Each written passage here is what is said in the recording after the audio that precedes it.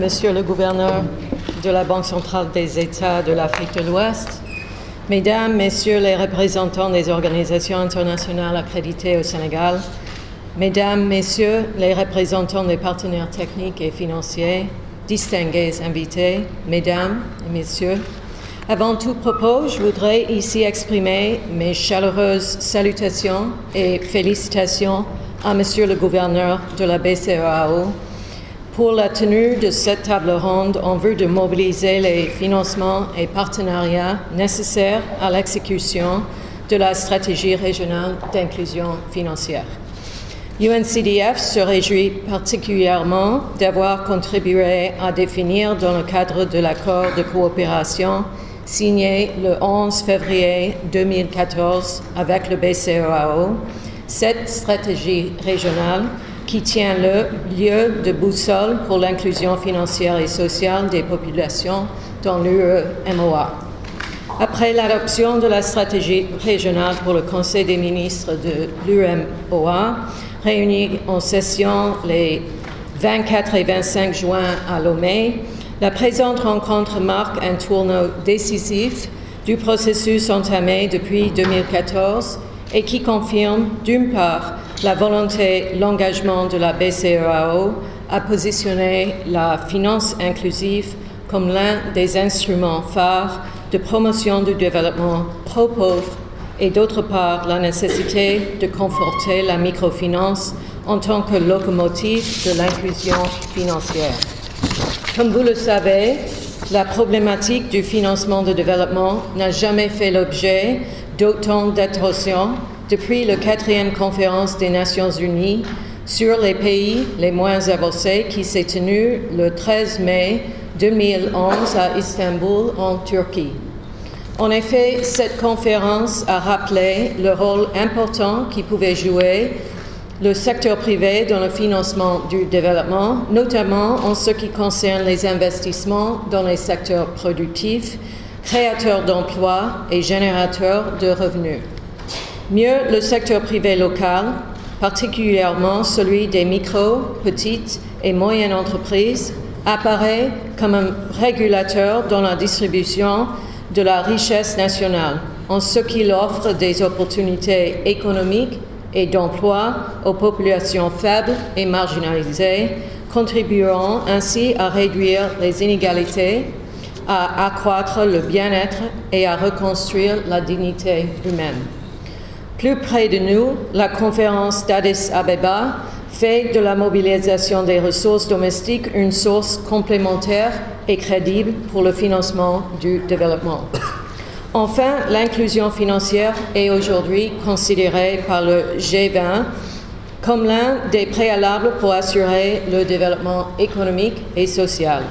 Cela a d'ailleurs abouti à la mise en place en 2010 d'une importante initiative connue sous le Partenariat global pour l'inclusion financière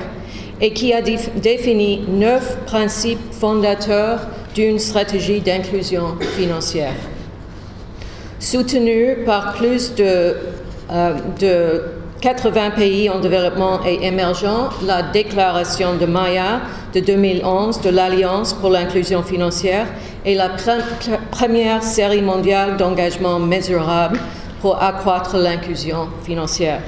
4 domaines clés sont actuellement couverts par la déclaration de Maya. Les services financiers via téléphone mobile, des cadres réglementaires proportionnés, la protection et l'éducation des consommateurs et le dernier, mais non moins important, la collecte des données. La mise en œuvre de ces actions dans les différents pays devrait permettre à terme de financiariser les 2 milliards d'adultes exclus du système financier formel selon le Global Findex 2014.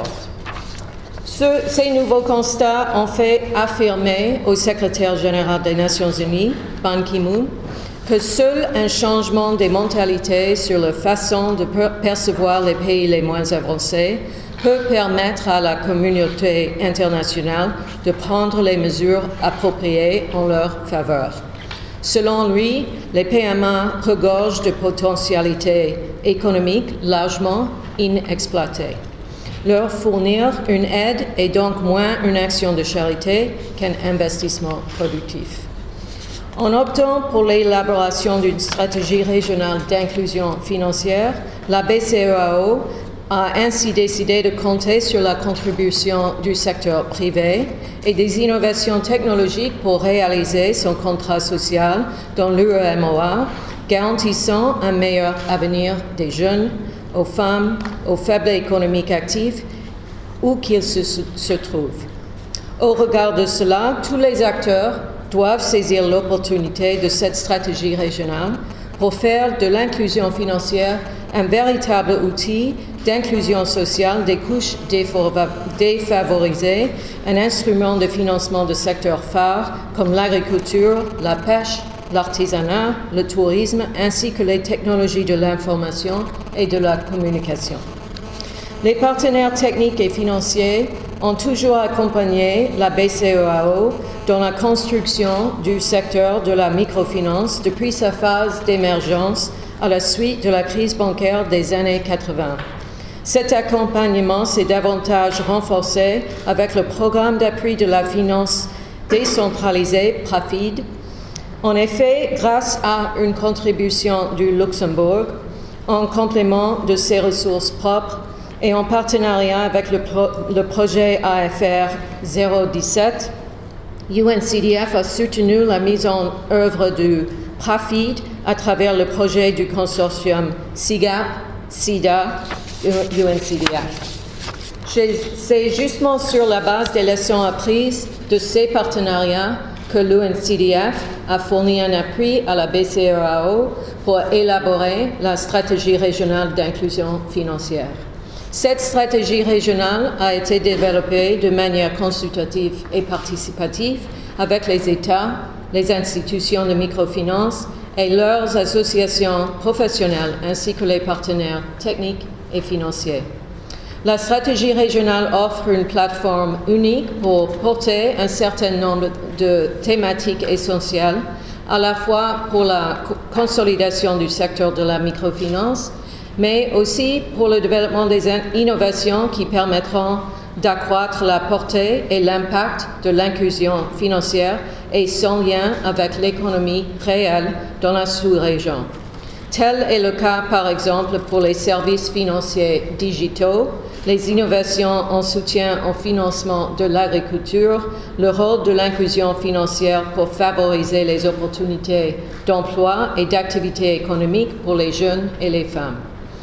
Dans un environnement en pleine mutation, l'opérationnalisation rapide de cette stratégie nous paraît prioritaire afin de contribuer à améliorer le bien-être des populations de la sous-région.